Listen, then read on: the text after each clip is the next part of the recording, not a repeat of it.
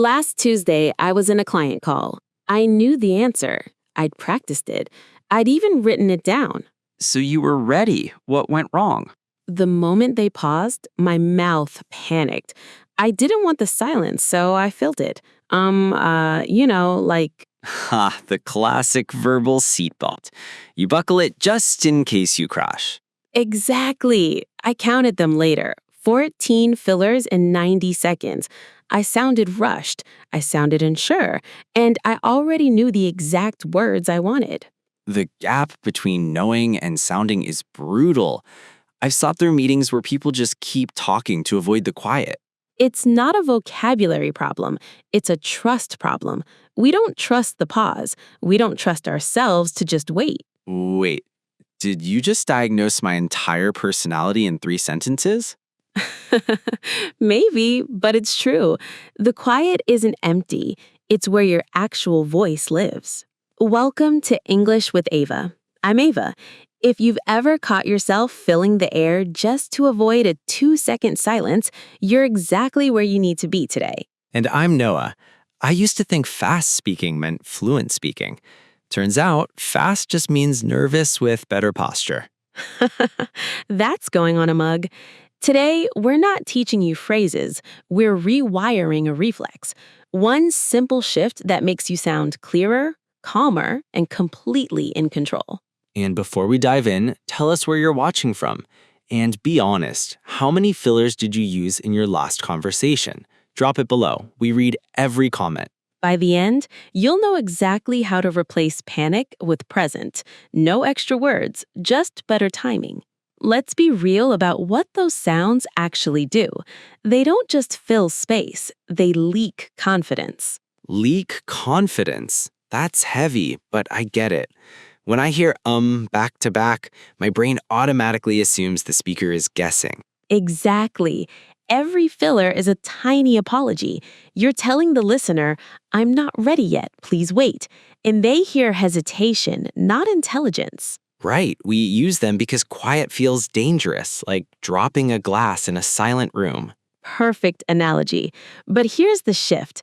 Silence isn't a mistake, it's processing time. Native speakers don't scramble. They pause. They let the thought finish cooking before they serve it. I'm suddenly hungry, but yes, the pause is part of the recipe. Say this out loud right now. Let me think about that for a second. No filler, just clean. Try it.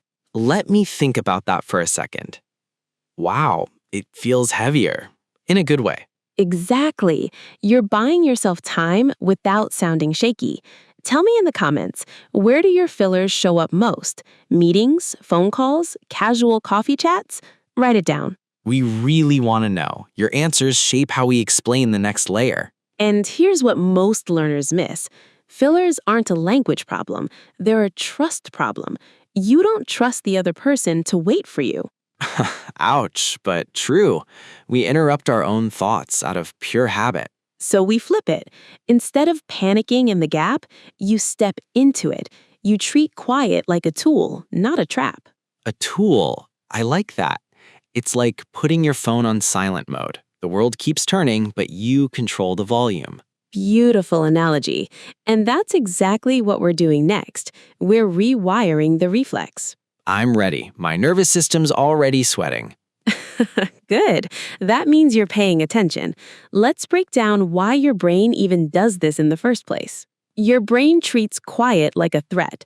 Evolution says silence means danger. Make noise. Signal you're still here. Caveman mode.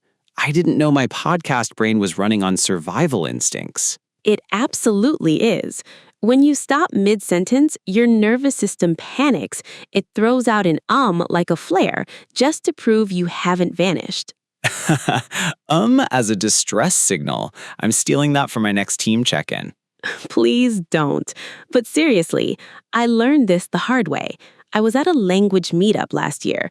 Someone asked me why I teach. High stakes. The "why do you love this" question always catches people off guard. It completely derailed me. My mouth opened, nothing came out, so I panicked. It's just. Ah, the classic verbal car crash. I can hear it happening in my head. I sounded like a broken radio. I wanted to say, I love it because it connects people across borders, but I buried it under filler words. He smiled politely and moved away. Ah, that sting stays with you. It's not just about words, it's about presence. Exactly. So I tried the opposite. A week later, I met someone new. Same question. I stopped, closed my mouth, breathed, let the silence sit for 2 full seconds. 2 seconds in real time feels like an hour when you're nervous. It felt like it, but she leaned in, her shoulders relaxed. She actually waited, and when I spoke, the words came out clean. Because it connects people across borders. No fluff, no panic, just truth. And that's the magic. Silence forces them to pay attention. You're not filling space anymore. You're holding it. Exactly. The listener's brain stops scanning for danger and starts scanning for meaning. Try this now.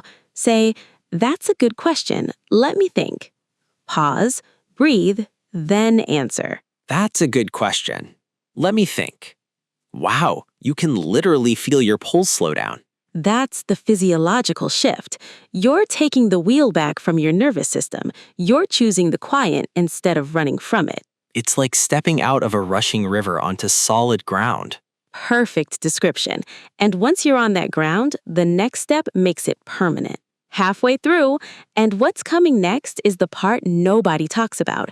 It's not just about removing the noise, it's about replacing it with something that actually makes people lean in. There's one tiny physical shift you do before you pause. It changes everything. Stay, you need to hear this. Don't skip it. It's the difference between awkward quiet and magnetic quiet. Here's the physical key. When you feel the filler rising, don't just hold your breath. Close your mouth and breathe through your nose. Nose breath only. Got it. Why does that matter? Because comes from an open mouth, you're literally shaping the sound with your vocal cords. Closed mouth breaks the habit before it starts. Like putting a mute button on the reflex. Exactly. You inhale, you let the quiet sit, you feel your shoulders drop, and only then do you open your mouth. The word comes out clear, no scramble.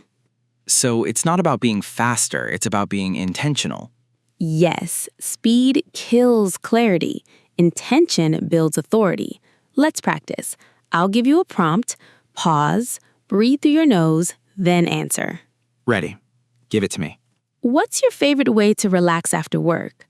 My favorite way to relax after work is reading. No background noise, just quiet. Did you feel that? You didn't rush, you didn't fill, you just delivered. It felt strange at first, like stepping into a spotlight, but then it clicked. That spotlight is your voice taking its proper space. And here's what happens in real conversations. When you pause, the listener assumes you're choosing your words carefully. They assume you know exactly what you're doing. Exactly. You upgrade your presence without saying a single extra syllable. Write this down. Closed mouth, nose breath, let it sit, then speak. Keep it on your phone. Look at it before your next call. It's a physical anchor. Always. And if you slip up, just reset. The brain rewires through repetition, not perfection. You're building a muscle. Muscles take time. And they ache at first, but then they get stronger. Exactly. Which brings us to the deeper layer. This isn't just about sounding polished. It's about how you see yourself. There's an identity shift here. When you trust your quiet, you stop treating English like a costume you have to perform in. Go on, this is where it gets real. You start treating it like your actual voice. Fillers often come from fear. Fear of sounding unsure. Fear of losing the listener. But stillness says something different. It says what? It says, I'm comfortable enough to take up space. You're not apologizing for existing in the conversation anymore. I used to rush through sentences because I thought fast equaled fluent. Turns out fast just equals nervous. Fast equals a taxi ride, not a conversation. You don't need to sprint to be understood. You just need to arrive clearly. Love that. So the goal isn't to speak perfectly, it's to speak with permission to be human. Yes, permission to pause, permission to think, permission to sound exactly like you do in your head. That permission changes everything. It's like finally taking off a heavy coat you didn't know you were wearing. Exactly. And when you practice this daily, it stops being a technique. It just becomes you. Which is honestly the whole point of this channel anyway. Always. You don't want to sound like a textbook. You want to sound like yourself. Ava, you just made silence sound like a superpower. It is. You just have to stop running from it. If this helped you untangle the panic from your pauses, hit like. Not for us, because someone out there is one quiet breath away from feeling confident. Your like puts this in front of them. Seriously, we've seen comments from teachers, engineers, students, all fighting the same silent battle. Help them find this. Role play time. Imagine we're at a professional networking event. You're introducing yourself to me. I'll ask a slightly unexpected question. Use the closed mouth, use the pause, keep it calm. Got it. I'm ready. Hi, I'm Ava. So, what brings you to this event? I'm here to learn about language coaching. I'm looking to connect with people who actually understand communication. That's interesting. Do you work with beginners or more advanced learners? Mostly advanced. I help them sound natural and real conversations, not just textbook English. I love that approach. What's the biggest challenge you see people face? The fear of silence. People rush to fill the gaps, but when they slow down, everything clears up. Exactly. You nailed it. No rush, no panic. Just clear, measured answers. That actually felt good. Not rushed, just present. That's the shift. You're not performing, you're conversing. Noah's rule of thumb now. If you feel like saying just close your mouth and smile. Works every time. I'm putting that on a poster. Quick recap. Fillers leak confidence. Silence buys time. Closed mouth and nose breath reset the reflex.